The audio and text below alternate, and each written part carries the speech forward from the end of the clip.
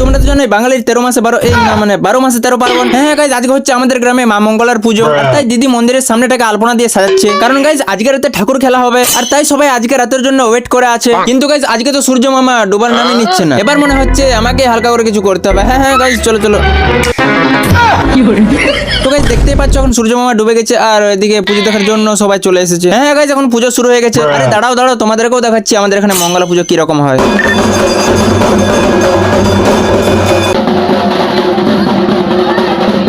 তো গাইজ এখন ঢাকার তালে তালে হচ্ছে জমজমাট ভাবে ঠাকুর খেলা। ইয়াস